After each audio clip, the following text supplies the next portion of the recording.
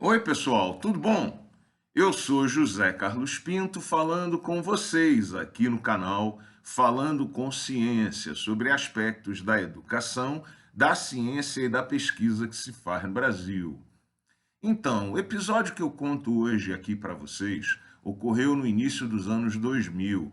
Naquele momento, eu tive o prazer de coordenar um projeto muito legal que envolvia universidades brasileiras e universidades francesas, e esse projeto apoiou a movimentação de pesquisadores entre os dois países e apoiou também o desenvolvimento de algumas teses de doutorado.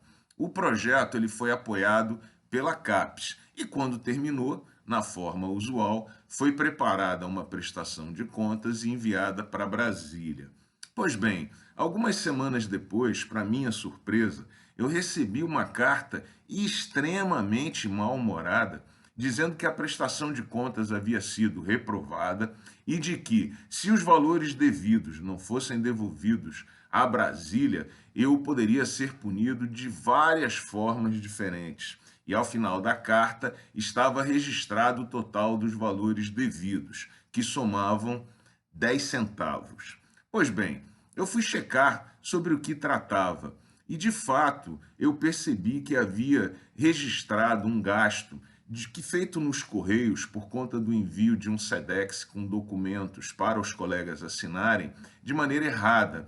A nota fiscal emitida pelo Correio falava em R$ 21,20 e eu havia registrado o valor de R$ 21,30, de maneira que aquela diferença de 10 centavos existia de fato. Eu estava equivocado. Mas o curioso é que, ao longo da minha carreira, eu construí o hábito de sempre gastar um pouco mais do que o projeto oferecia. É o famoso gastar do próprio bolso em favor do projeto.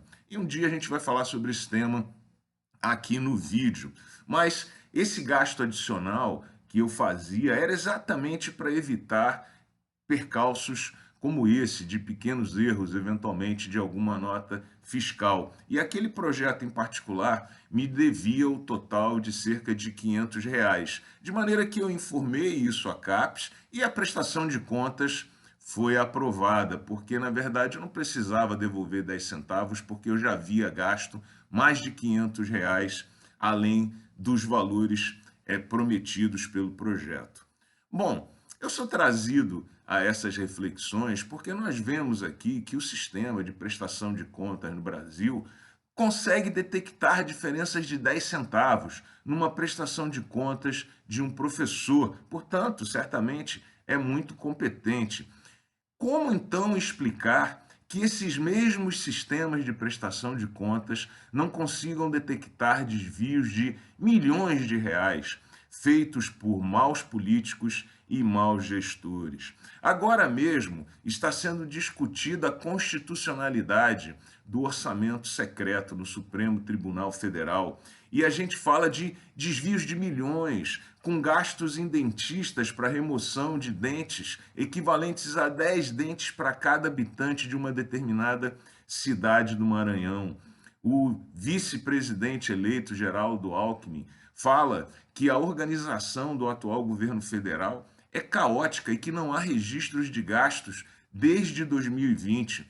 Como isso será possível nesse contexto de um sistema que é capaz de detectar uma diferença de 10 centavos na prestação de contas de um professor?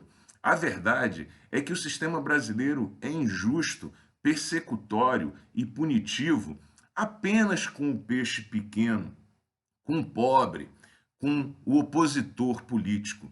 E está na hora da sociedade brasileira transformar em permanente o monitoramento das contas de todos os níveis, de todos os governos no Brasil, incluindo os peixes grandes, porque esses desvios que ocorrem no Brasil, eles não são resultado da incompetência do sistema, mas da leniência com o roubo e com o mau uso do dinheiro público.